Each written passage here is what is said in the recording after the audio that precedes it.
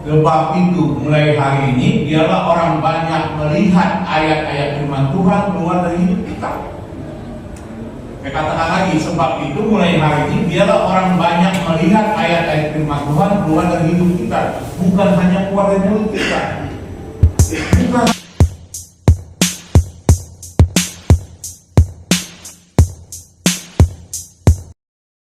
Amin.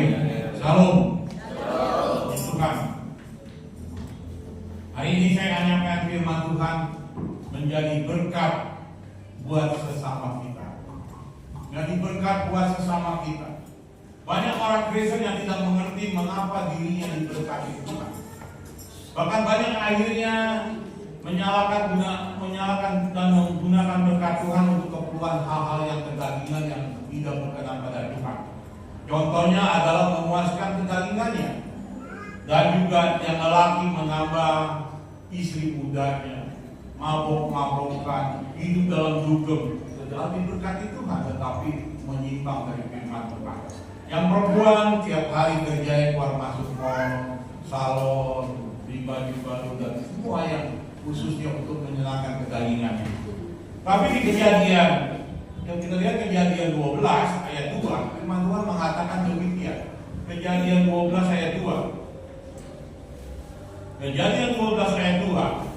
Aku akan membuat engkau menjadi bangsa yang besar dan memberkati engkau serta membuat namamu masyhur, dan engkau akan menjadi berkat. Ternyata Tuhan memberkati Abraham dan memberkati diri kita supaya diri kita menjadi berkat. Tuhan ingin kita menjadi berkat buat sesama kita, yaitu orang-orang yang sekitar kita, siapapun ada di diri kita. Jadi kita harus memberkati. Di dalam arti berkat ini bukan hanya soal uang. Kalau orang Amerika dikasih duit itu bukan. Ternyata berkat yang Tuhan berikan pada kita banyak. Yang intinya kita dikasih hikmat sama Tuhan, dikasih berkat rohani maupun jasmani, kita bisa gunakan berkat orang. Orang kaya nggak butuh uang kita, dia duitnya banyak, tapi dia tidak mengerti jalan keluar untuk hidup yang damai sejahtera. Banyak orang kaya tidak hidupnya sejahtera, sedang sukacita. Kenapa? Karena dia tidak tahu jalan menuju keselamatan. Amin. Dia butuh berkat dari kita, mengenalkan. Dan juga orang sakit mungkin kita butuh berikan dia obat, kita butuh memberkati dia. Mungkin orang yang dikatai orang miskin butuh dana, kalau kita punya, kita memberi kepada mereka. Dan itu semuanya yang ternyata hidup kita ini Tuhan memberkati kita supaya kita menjadi berkat buat orang banyak. Karena itu hidup kita harus baik dan benar di hadapan Tuhan, dan juga harus baik dan benar di hadapan manusia. Bukan hanya di hadapan manusia kita baik, tapi dalam Tuhan pun kita harus baik. Hidup rinduan Tuhan pada kita sebagai umatnya. Karena itu Tuhan mau agar diri kita menjadi saluran berkat buat sesama kita. Sebab itu mulai hari ini biarlah orang banyak melihat ayat-ayat firman Tuhan keluar dari hidup kita. Saya katakan lagi, sebab itu mulai hari ini biarlah orang banyak melihat ayat-ayat firman Tuhan keluar dari hidup kita, bukan hanya keluar dari mulut kita. Bukan hanya dari mulut kita, tapi dari kehidupan kita. Ayat-ayat yang itu ada dalam hidup kita. Apa arti kita bilang, oh Tuhan baik, oh kami mengasihi engkau, tetapi sih ngomong doang. Tetapi kita belajar dari hidup kita bahwa hidup kita ini ada ayat-ayat yang keluar dalam hidup kita, dan keluarga kita, biar memuliakan nama Tuhan. Artinya Tuhan mau kita dengar, artinya firman Tuhan yang kita dengar dan kita tahu bukan hanya manis di mulut kita saja, tapi di dalam kehidupan kita hari-hari. Tetapi manis di dalam kehidupan kita yang kita jalan sehari-hari untuk kemuliaan nama Tuhan. Kita harus manis di dalam kehidupan kita hari-hari. Itulah berkat untuk kita berikan kepada orang lain. Kita juga sebagai orang tua atau sebagai orang pemimpin harus dapat meneladani. Bukan hanya pintar memerintah saja kepada anak kita atau kepada wartawan ada, tapi masih karyawan kita. Kita harus meneladani apa yang kita katakan, kita harus meneladani. Contohnya jangan merokok pada anak kita. kita ngerokok. Jangan minum bir, kita minum bir. Mulut doang yang bilang jangan, tapi kita pun lakukan. Makanya kita dikatakan sini kita harus menjadi teladan. Tuhan Yesus pun menjadi teladan bagi hidup kita. Amin. Dengan cara apa dia meneladani kita? Mari kita lihat sini di Yohanes 8 ayat 32.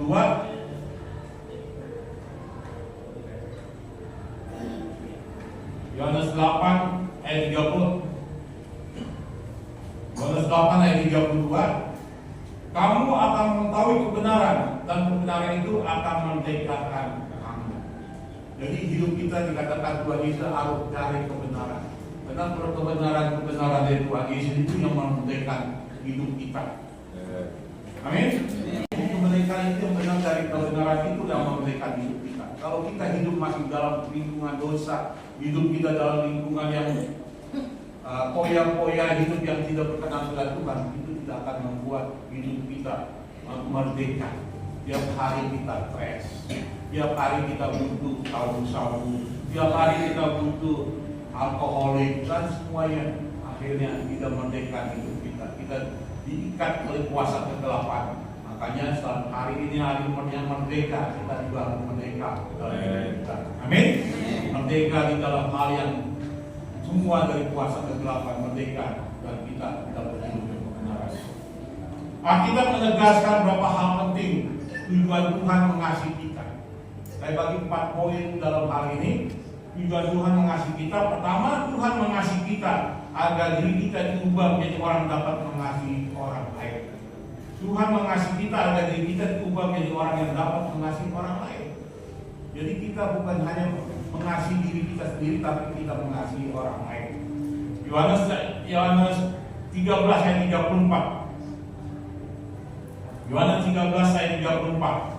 Aku memberikan perintah baru kepada kamu, yaitu supaya kamu saling mengasihi sama seperti aku telah mengasihi kamu. Demikian pula kamu harus saling mengasihi. Kasih Tuhan adalah kasih apa? Kasih Tuhan adalah kasih agape.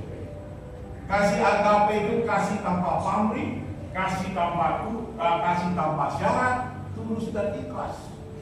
Maka itu kasih Tuhan itu, kalau kasih Tuhan bersyarat, nggak ada satu manusia yang bisa bebas dari dosa.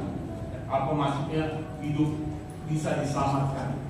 Karena kasih Tuhan, biar lu berdosa, aku mengasihi Tuhan Yesus. Nggak ada syarat.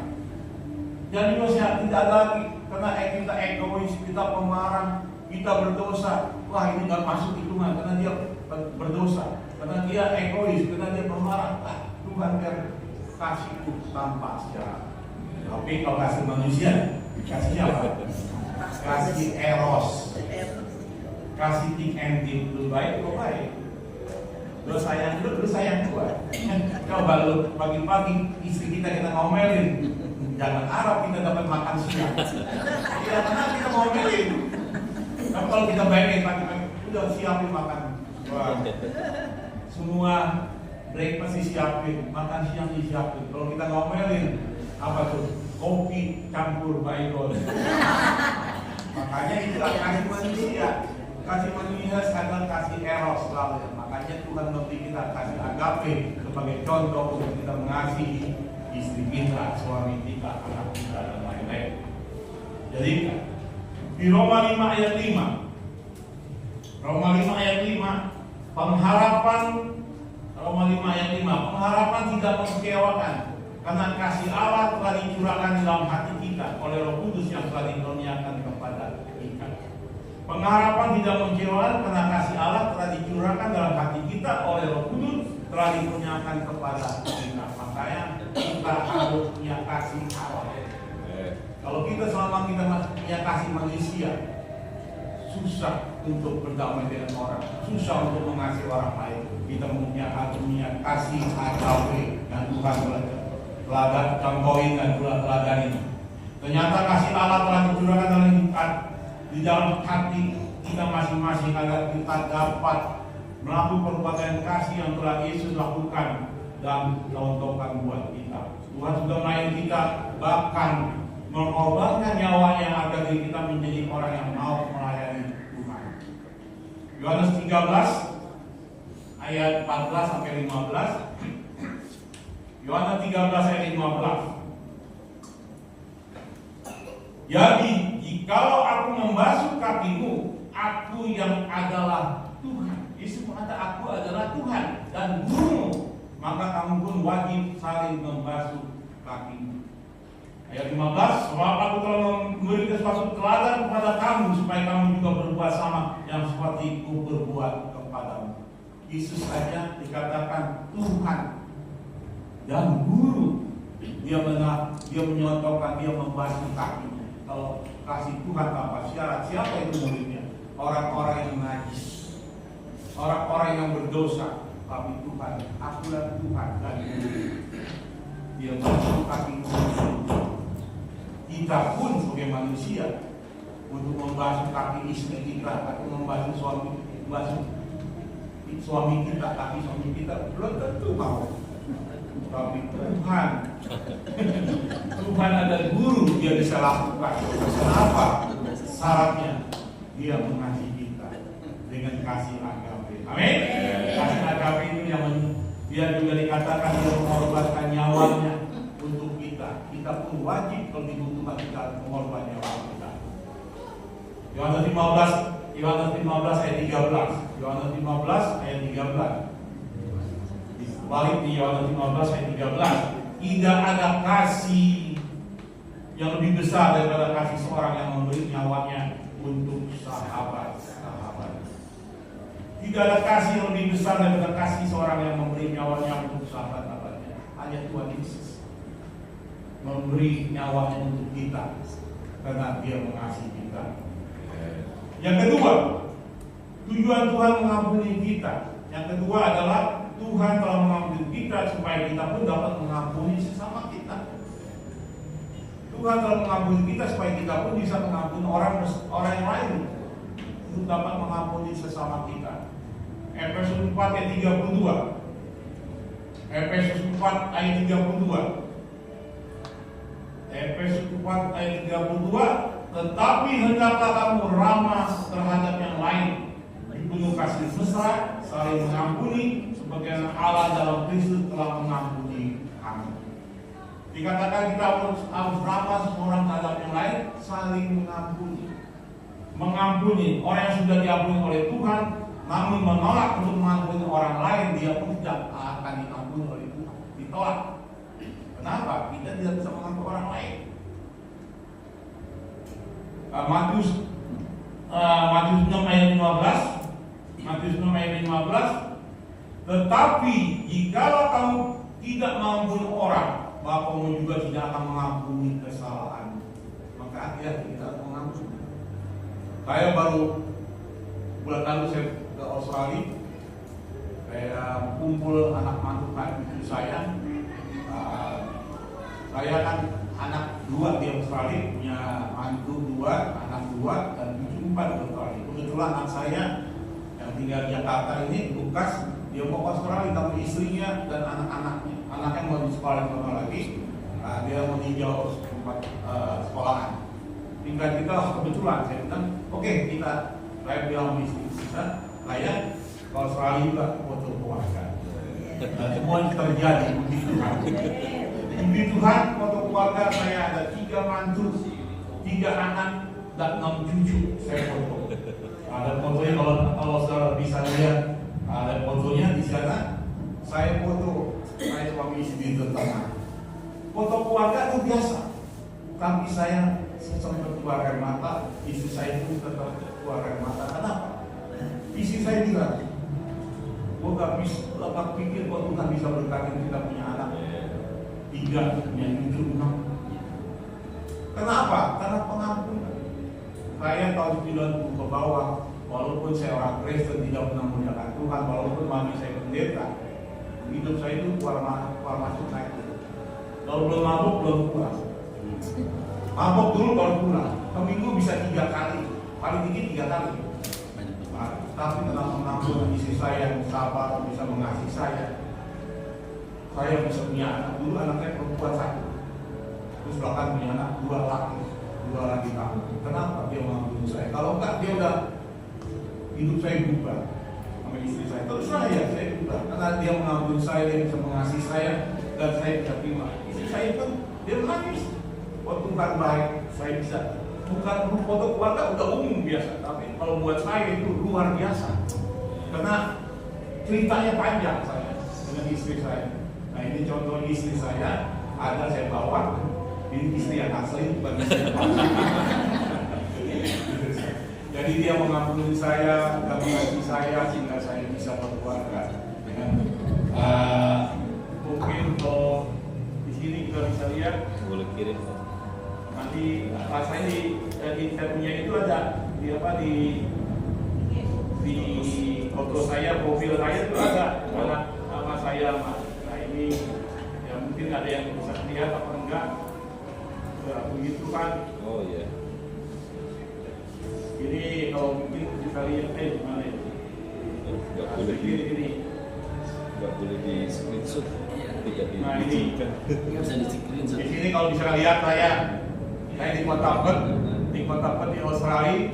Di belakangnya Swan River seperti ini laut. Di belakang gedung-gedung. Memang Kota Perth indah, pakai bagus sekali dan namanya Swan River. Nah, di situ saya foto semua dengan istri dan anak-anak saya.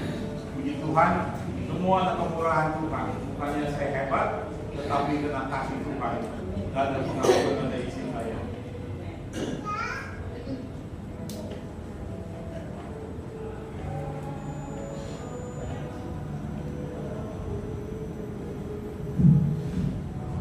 Jadi kembali lagi saya bersyukur sama Tuhan, saya bisa berkumpul dengan anak mantu dan cucu saya dan keluarga di Australia. Dan rencananya cucu saya juga akan sekolah di sana. Ya, mereka semua rata-rata sudah citizen Australia. Cucu saya semuanya citizen Australia. Dia mau sekolah lagi di sana. Dan mereka juga yang dua keluarga ini nggak mau pulang ke Indonesia. Mungkin anak saya Lukas juga akan tinggal di Australia lagi, nanti Jakarta menerima dia. Saya pun kalau izin Tuhan, saya juga mau menerima di Australia. 2 bulan di sini melayani Tuhan, 2 bulan melayani di sana, balik lagi. Di sana banyak juga pekerjaan untuk saya. Kalau saya di sana nggak sombong. Orang India, orang Singapura, Malaysia, orang Indonesia, saya lain tuh. Tuhan. Oke, sekarang saya ada satu cerita. Seorang profesor dan tukang perahu. Seorang profesor kaya raya dan sombongnya dia sebagai orang tinggal di Indonesia, Jakarta. Dia satu hari ke kampung ini dia naik perahu di satu satu danau besar. Dia naik perahu dengan 2 aja profesor dan tukang perahu. Dalam perjalanan ini profesor itu menanya, tanya perahu, kamu asalnya orang sini? Iya Pak, saya asalnya Wong Deso, jadi saya tinggal di sini. Jadi karena pertanyaan saya, kamu ngerti nggak mengenai botani? Botani saya nggak ngerti Pak. Wah, kalau kamu nggak ngerti botani, Anda kehilangan 30% dari hidup saudara. Oh ya? Nanti kita jalan lagi, dalam perjalanan lagi naik perahu itu. Dia tanya lagi, profesor yang nanya sama tukang perahu, tahu nggak kamu mengenai geologi? Geologi apa Pak? Saya nggak tahu, saya Om Deso, saya nggak ngerti. Wah kalau Pak, saudara nggak tahu geologi berarti saudara telah kehilangan hidup saudara 60%. Jadi, jika kita sudah jalan-jalan, udah jauh kira-kira dari tengah, hampir mau sampai ke laut, dari danau ke laut. Jika cerita dia tanya lagi profesor ini, profesor tanya, kamu tahu nggak botani? Nggak tahu, geologi nggak tahu. Saya pertanyaan terakhir, geografi tahu nggak? Geologi nggak tahu Pak. Wah kalau gitu kamu 30%, sekarang 90% kamu kehilangan hidup kami. Karena tiga pertanyaan saya nilainya 3% dari kehidupan. Kamu tidak bisa mengerti daripada botani, geologi dan geografi, maka kehilangan hidupmu 90%. Jika cerita nih profesor sama Kalau tukang perahu jalan di tengah-tengah perjalanan dia ada ombak besar, ada angin besar, dan kapal itu terbalik, lalu jatuhlah si tukang perahu dan juga profesor. Tukang perahu langsung jatuh nyelam di air itu, langsung dia berenang. Kalau profesornya ditanya sama tukang perahu, Bapak berenang? Saya nggak bisa berenang. Wah, kalau Bapak nggak bisa berenang, Bapak bilang itu Bapak 100%. Kalau saya 90%, Bapak 100%. Akhirnya dia bilang apa? Tolongin saya. Akhirnya tukang perahu itu menolongin profesor itu. Jadi dalam cerita ini pesan moralnya, janganlah kita meremehkan kekurangan dari seorang. Tiap diri kita ada kekurangan dan ada kelebihan. Amin. Jadi kelebihan kita ada, kekurangan kita ada. Nggak ada kita tak sempurna. Amin. Dua, ingat, kesombongan bisa jadi bumerang buat diri kita. Kalau kita sombong jadi bumerang buat hidup kita. Yang ketiga, jadilah seperti padi, makin berisi, makin menunduk. Ingat, di atas langit masih ada langit. Yang keempat, jadilah bijak, hidup saling menghargai, saling menghormati satu sama lain. Itu yang Tuhan ajar pada kita. Oke, yang ketiga, Tuhan memberi kita kuasa dan karunia-Nya agar diri kita menjadi penolong. Tuhan memberi kita kuasa dan karunia-Nya agar diri kita menjadi penolong. Jadi pertama, kita dikasihi supaya kita jadi mengasihi. Yang kedua, kita diampuni supaya kita bisa mengampuni orang lain. Sekarang Tuhan beri kuasa dan karunia supaya kita jadi penolong. 1 Petrus 4 ayat 10. 1 Petrus 4 ayat 10. Layanilah seorang akan yang lain sesuai dengan karunia yang telah diperoleh tiap orang sebagai pengurus yang baik dan dari kasih karunia Allah. Dikatakan layani seorang akan yang lain. Jadi Tuhan mau kita agar kita bisa melayani satu sama lain.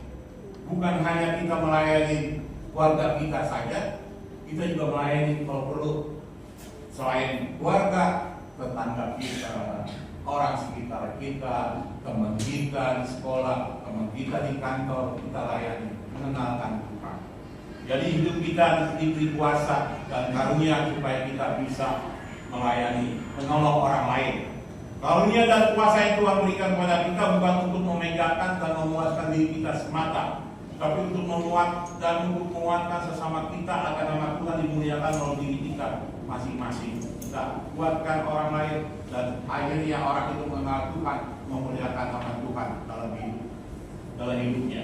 Karena itu Tuhan memberikan pada kita kecukupan supaya kita mencukupi kebutuhan sesama kita.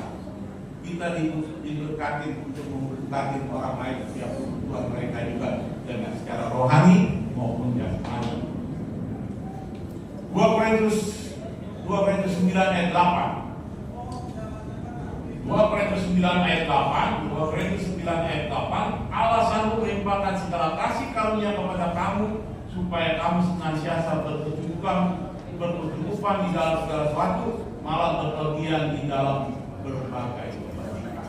Kita diajar Tuhan untuk sekali waktu malah berlebihan dalam memberi kecukupan dan juga dalam segala sesuatu, malah berlebihan di dalam kebajikan.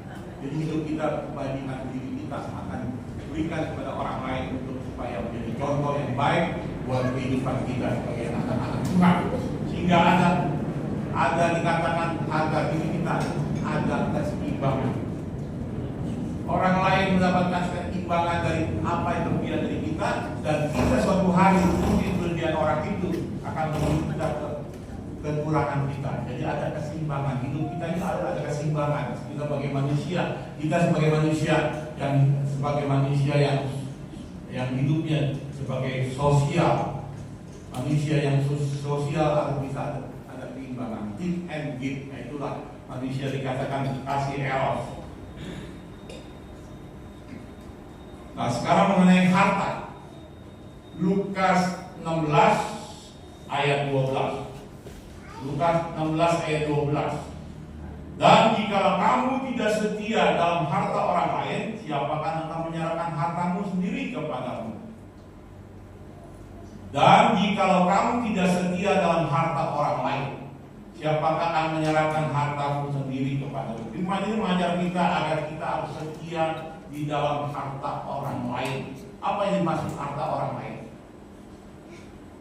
Banyak orang memikirkan harta orang lain. Sekarang kita lahir. Waktu lahir kita nggak punya apa-apa. Jangan baju sepotong, ROG juga punya apa, nggak punya jam tangan. Semua kita telanjang. Tidak ada yang mungkin hanya Pak Samuel doang kalau waktu lahir bawa jam Rolex kali. Semua telanjang, nggak ada apa-apa. Jadi diri kita miskin. Kita miskin di hadapan Tuhan. Jadi harta orang lain sekarang yang kita punya mobil, punya rumah, punya deposito yang kira-kira Pak Samuel deposito berapa T? 2 T. Pak Kakak lebih gede 3 T. Apa teh bujuk, teh botol, teh apa Pak? Yang penting T lah. Itu harta orang lain dikatakan. Bahkan istri kita, anak kita, suami kita, orang tua kita, harta orang lain. Siapa yang maksud harta orang lain? Harta orang lain itu hartanya Tuhan, milik Tuhan. Kita nggak punya apa-apa. Kita miskin, maka kita harus milik Tuhan ini kita harus jaga. Itu milik harta orang lain. Orang lain ini dimaksudkan adalah Tuhan. Artinya kita milik Tuhan. Suatu hari kita dipanggil Tuhan, apa yang terjadi? Semua harta yang kita ada hilang. Kita bukan punya hak milik. Kita hanya punya hak pakai. Hak pakai. Gak ada punya hak milik. Kalau sertifikat kan ada hak beli, ada hak guna bangunan, hak pakai. Hak guna bangunan, hak milik, hak pakai. Jadi ada kita pun sebagai anak Tuhan, kita punya hak milik. Kita hanya hak pakai. Suatu hari mungkin istri kita dipanggil Tuhan, suami kita dipanggil Tuhan, anak kita dipanggil Tuhan. Semua itu milik Tuhan, kembali pada Tuhan. Jadi kembali lagi, ya kan? Dikatakan kita harus jikalau kamu tidak setia dalam harta orang lain ini maksudnya Tuhan, kita harus setia di dalam apa yang kita punya. Jadi kita harus tahu bahwa kita ini hanya hak pakai, nggak punya hak milik. Suatu hari kalau kita pulang, mungkin hak pakai itu kita turunin kepada anak kita atau mantu kita. Kalau dirinya berkenan pada Tuhan. Kalau dia tidak berkenan pada Tuhan, dia ambil Tuhan, miskin kembali. Makanya orang dunia mengatakan apa? Gua ini begini-gini. Harta gua 7 turunan gak habis. 7 turunan gak habis. Saudara tahu turunan ke-8 ke-9 itu di proyek Senen ya. Minta itu turunan 8 9. Karena disumpahin kan keturunan 8 7 dan turunan 7 turunan gak habis. Dan 8 yang miskin gembel. Makanya kalau kita anak Tuhan yang bilang Tuhan akan berkati gua keturunan demi keturunan. Mungkin turunan 50 turunan tetap Tuhan berkati. Amin. Dan sekarang dimasuki apa yang masuknya dikatakan ini dan yang dikatakan apa tadi? Siapa yang akan menyerahkan hartamu sendiri kepadamu? Hartamu yang sendiri, apa yang masuk hartamu sendiri? Hartamu sendiri adalah kalau kita pulang ke surga, kita punya harta kita sendiri. Apa itu? Yang memberi kita hidup. Siapa itu? Tuhan Yesus Kristus. Tuhan Yesus Kristus itu harta kita yang sesungguhnya, yang sendiri akan kita dapatkan. Karena jangan bonus-bonusnya. Apa bonusnya? Mahkota kehidupan, hidup yang kekal di surga. Itu harta kita sendiri. Amin. Makanya kita jangan jaga hidup kita di dunia ini harus baik, harus benar, harus berkenan pada Tuhan. Kalau kita hidup benar berkenan pada Tuhan, kita dikatakan akan mendapat mahkota kehidupan. Mahkota kehidupan itu beliannya gede. Oh, mungkin Pak Andreas mahkota hidupnya mungkin beliannya nih 5 karat, mungkin saya punya beli 6 karat kali. Karena pagi-pagi sih udah jam 7 aja sudah lahir di Cakung Pak Andreas, lahir di Cakung saya. Udah capek soalnya jam 7 baru kembali lagi kuburan. kalau saya nurutin gereja, saya nggak sampai kita lah bisa ngajuin. Saya bilang saya melayani, jadi saya lapor saya tahu. Pas lagi saya mau starter, aku saya nggak bisa. Waduh, lampu. Mendadak begitu, akhirnya saya dipancing sama bagus saya bawa kancingan untuk aktif, kancing untuk jalan. Kalau nggak bisa kelas 1 jam, bisa diomelin sama yang puasa. Oke, jadi kembali lagi bahwa kita harus benar layak mengenal pada Tuhan supaya kita dapat mahkota kehidupan dan kita mendapat harta kita yang sesungguhnya, yaitu Tuhan Yesus Kristus. Amin. Dan hidup kita yang kekal. Yang keempat, tujuan Tuhan memberkati kita apa? Tuhan memberkati kita berbagai kebaikan supaya kita berbuat baik. Kita diciptakan untuk berbuat kebaikan, bukan untuk kejahatan. Kebaikan kita perbuat untuk memuliakan nama Tuhan. Kalau kita berbuat baik, di mana-mana orang tahu, oh dia anak Tuhan, orang Kristen. Wah, di mana tuh gerejanya? Dan orang banyak dia tertarik untuk mentahu, apalagi tetangga kita. Oh, gereja di Cikini dengan pendeta Pak Andrea yang kasih karunia, apa gereja kasih karunia? Orang datang. Nah, coba kalau tidak kita jahat, siapa mau datang? Kayak Pak Samuel, suami istri datang kata Pak Chandra, oh Pak Chandra baik. Kau kalau Pak Chandra jahat tidak mau datang. Pak Samuel datang kena Pak Chandra, oh baik. Jadi kembali lagi, kita diciptakan untuk berbuat kebaikan, bukan untuk kejahatan. Kebaikan yang kita berbuat untuk memuliakan nama Tuhan. Efesus 2 ayat 10. Efesus 2 ayat 10. Karena kita buatan Allah diciptakan dalam Kristus Yesus untuk melakukan pekerjaan yang baik, di persiapan Allah sebelumnya Ia mau supaya kita hidup di dalamnya. Apa itu maksudnya? Supaya Ia mau supaya kita hidup di dalamnya. Artinya untuk melakukan pekerjaan yang baik. Jadi kita mau, Tuhan mau kita hidup di dalamnya, dalam pekerjaan Tuhan yang baik. Apapun yang kita jalankan adalah pekerjaan yang baik untuk memuliakan Tuhan dengan kekuatan kita sebagai anak Tuhan. Sebab itu Tuhan menyelamatkan diri kita agar kita jadi diubah menjadi penyelamat untuk orang lain juga dan orang-orang ada sekitar kita. Tugas kita adalah memberitakan kabar keselamatan mengenai Yesus Kristus Tuhan sebagai juru selamat kepada dunia, kepada orang-orang yang belum mengenalnya.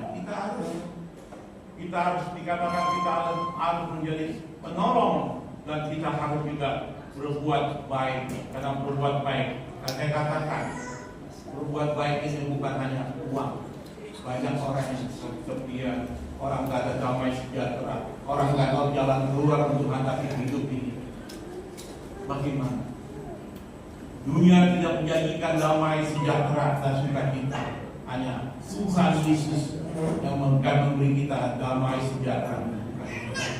Karena itu banyak orang dunia kaya, khawatir, bingung, stres, peralihannya apa? Narkoba, peralihannya hidup yang gak benar, macam-macam dilakukan karena dia nggak tahu jalan keluar. Tapi kalau kita sebagai anak tidak harus menyelamatkan mereka dan memberi jalan keluar dan menemani dia lagi lonely, kesepian, kita kasih menaik kabar baik. Itulah menyelamatkan, sehingga kita dikatakan, karena itu selamatkan, rebutlah jiwa-jiwa dari api neraka dan lawanlah iblis yang dikasih kita kepada sesama kita. Lawan iblis karena kita mengasihi mereka, ampas mereka dari api neraka. Kalau tidak, mereka ke jalan yang besar, bisa ke jalan yang sempit menuju ke surga, mereka ke jalan yang lebar, ujung-ujungnya adalah neraka.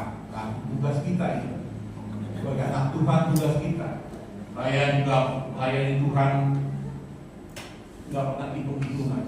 Saya kemarin baru pulang dari puncak saya, Hotel Yasmin, hotel Yasmin, tapi Hotel Yasmin kan dipakai orang sekarang kayak di Kapal di villa itu main Tuhan. Saya nginep di Seruni. Saya pikir kalau pulang pagi-pagi bisa aja saya mau nginep terus. Saya telepon direkturnya, saya kenal. Oke, Pak Yusuf mau ini ya biasa 1,3 buat Pak Yusuf diskon 50% lah, 650 ribu. Jadi kalau saudara mau hotel sendiri, kalau mau minum lebih hubungi saya 50% diskon. Oh, namanya Pak Yusuf. Hotel sendiri itu sekarang hotelnya mau dijual ke 2T. 2T yang punya sih Ari Roseno. Ari Roseno itu dulunya pabrik obat, Ari dia ngembangin. Dan juga di Pulau Seribu ada, di Banten ada, itu kita triliunan. Umur 80 tahun. Pak Ari Roseno asalnya orang Klasen. Itu dia susah, tapi sekarang T itu aja kayak Runi aja 350 kamar dia mau jual berapa puluh hektar itunya mau jual 2T. Tawar 1,9. Kalau panjangan tambahin saya beli. Saya kurang 100 Pak. Kamarnya emang mewah semua. Memang kelasnya betulnya bintang 3, tapi orangnya memang orang kaya. Jadi dia mau beli apapun, targetnya anggapnya dia mau beli kamar mandinya Toto gitu. Dia bisa beli lebih mahal nggak apa-apa. Kasurnya Apple King kan dia bisa beli lebih mahal, yang 2 juta dia beli 4 juta nggak apa-apa. Luar budget semua. Memang orangnya duit agak, duit kelebihan ya begitu. Puji Tuhan. Jadi kembali lagi di Yudas 1 ayat 3 ayat terakhir. Yudas 1 ayat 23. Selamatkanlah mereka dengan jalan merampas mereka dari api, tetapi tunjukkan belas kasihan yang disertai ketakutan pada orang-orang lain juga. Dan bencilah pakaian mereka yang dicemarkan oleh keinginan-keinginan dosa. Maka kita dikatakan manusia banyak di dunia ini yang kita kenal yang hidupnya di dalam dosa. Dan kita harus jalan merampas dari mereka dari api neraka. Dan segala dosa mereka, segala apapun perbuatan mereka, kita harus benci. Benci bukan dengan orangnya, tapi perbuatan dosanya. Biar kita mengenalkan Tuhan, biar nama Tuhan dimuliakan, kita ada jiwa di menangan hidup kita. Amin. Kita ditugaskan agar banyak jiwa diselamatkan dan merampas mereka dari api neraka dan memindahkan mereka ke rumah Bapa di surga jika mereka mendapat hidup yang kekal. Sekarang pertanyaannya, apakah diri kita sudah memberkati orang lain setelah kita menerima berkat dari Tuhan? Apakah kita telah memberkati orang lain setelah kita memberkati ini? Sekarang pertanyaannya, apakah diri kita sudah memberkati orang lain setelah kita menerima berkat dari Tuhan? Kita harus memberkati orang lain kalau kita sama kita berkati Tuhan. Amin. Jadi marilah kita menjadi berkat ke sesama kita. Kesimpulan jadi berkat ke sesama kita. Poin pertama tadi, Tuhan mengasihi kita agar kita diubah menjadi orang yang mengasihi orang lain. Dengan kasih agape Tuhan yang menjadi teladan bagi hidup kita, kita bisa mengasihi tanpa syarat, tanpa syarat, tanpa pamrih. Coba bisa nggak kita mengasihi orang lain tanpa syarat, tanpa pamrih? Yang kedua, Tuhan telah mengampuni kita supaya kita pun dapat mengampuni sesama kita. Kita adalah orang yang sudah diampuni oleh Tuhan. Kita pun wajib mengampuni orang lain. Wajib, bukannya tidak wajib harus mengampuni orang lain. Kalau kita tidak mengampuni orang lain, Tuhan pun tidak mengampuni kita. Yang ketiga, Tuhan memberi kuasa dan kasih karunia agar diri kita menjadi penolong. Karunia dan kuasa yang Tuhan berikan pada kita bukan untuk membahagiakan diri kita semata, tapi agar kita menjadi penolong orang lain. Yang keempat, Tuhan memberkati kita berbagai kebaikan supaya kita berbuat baik. Kita diciptakan untuk membuat kebaikan, bukan untuk kejahatan. Kebaikan kita berbuat untuk memuliakan nama Tuhan. Amin. Buat Tuhan dimuliakan melalui hidup kita, melalui keluarga kita, melalui keturunan kita. Kita belajar untuk bisa mengampuni dan juga menyelamatkan orang lain dan menolong menjadi buat hidup mereka. Sekian firman Tuhan. Jadi Bapak Ibu Saudara-saudari, saya undang tim musik kita nyanyi.